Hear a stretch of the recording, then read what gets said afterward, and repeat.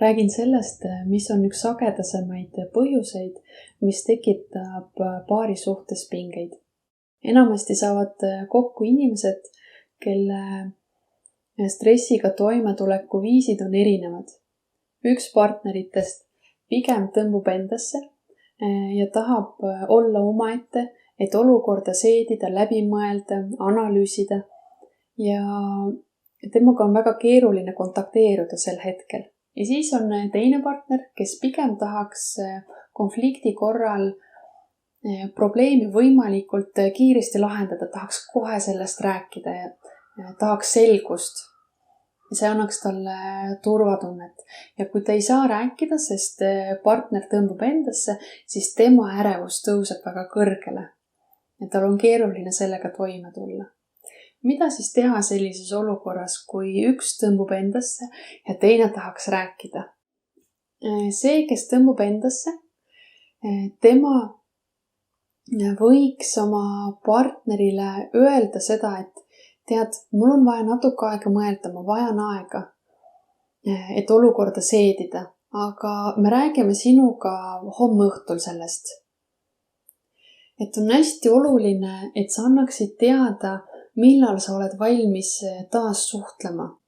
Sest siis partneri ärevus läheb allapoole. Siis ta teab, okei, et sul on vaja mõelda, et ta siis püüab anda sulle seda aega, kui tal on teada, millal sa taas oled valmis temaga kontakteeruma. Ja eriti hea on, kui sa ütled talle, et kallis, sa oled mulle endiselt oluline, ma väga hoolin sinust ja asi ei ole sinus, mul lihtsalt on vaja omaette olla. Kui sa oled see pool, kes tahaks pigem kohe asjad selgeks rääkida, siis sul oleks oluline mõista, et kui su partner tõmbub endasse, siis ta ei tee seda meelega, ta ei tee seda selleks, et sulle haiget teha, vaid see on tema toimetuleku viis. Võib-olla ta on õppinud seda oma päritolu perest. Võib-olla ta ei ole näinud seda, kuidas konflikte või probleeme lahendada. Võib-olla ta on õppinud tundeid vaos hoidma ja neid mitte väljendama. Võib-olla ta ise ka ei saa aru, mis tema sees toimub. Ehk siis ta ei tee seda meelega. Ja proovi mõista seda, et mida rohkem sa torgid, et palun räägi, milles asi on, millest sa mõtled, mis su sees toimub, siis seda kauem tal võtab aega, et taas välja tulla ja sinuga suhelda. Ja kui sa tunned, et sinu ärevus tõuseb kõrgele ja võib-olla sa mõtled, äkki ma tegin midagi valesti või jätsin midagi tegemata, äkki ta ei armasta mind enam, võib-olla ta ei hooli minust piisavalt, muidu ta tuleks ja räägiks ju minuga. Äkki see teema ei ole tema jaoks oluline. Ja kui see teema ei ole oluline, võib-olla ka mina siis ei ole oluline. Ehk siis püüa oma ärevusega toime tulla. Küsida enda käest, mida sa saaksid enda heaks teha antud hetkel, et selle ärevusega toime tulla. Näiteks tahaksid sa rääkida oma sõbra või sõbrannaga, leida endal tegevust, minna jalutama, jalutada koeraga, käia duši all või vannis, et leida endale tegevust, et teha midagi enda heaks.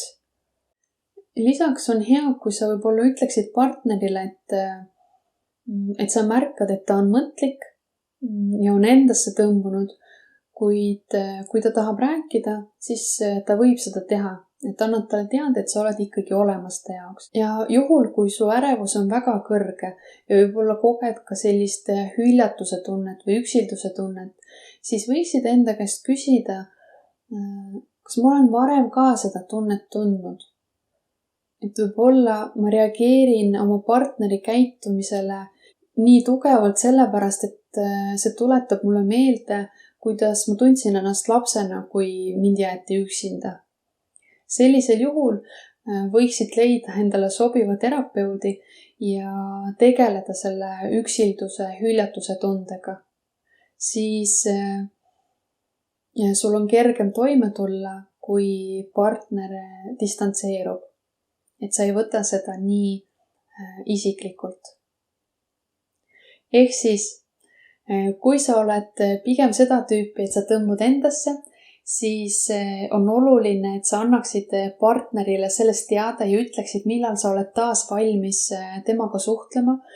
Annaksid talle teada, et sa ikkagi hoolid temast ja armastad teda, võimalusel kallistad teda või puudutad teda. Et sa annad talle märku sellega, et kuigi hetkel on see pinge või konflikt, et sa ikkagi armastad teda.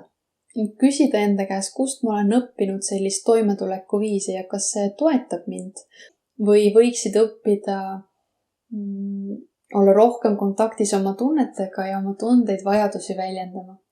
Kui sa oled see tüüp, kes tahaks koheselt asjad selgeks rääkida, siis otsi viise, kuidas toime tulla oma räävusega ja püüa anda ruumi oma partnerile, sest seda kiiremini ta tuleb sinu juurde tagasi. Ma loodan, et sellest infost oli sul abi. Aitäh vaatamast!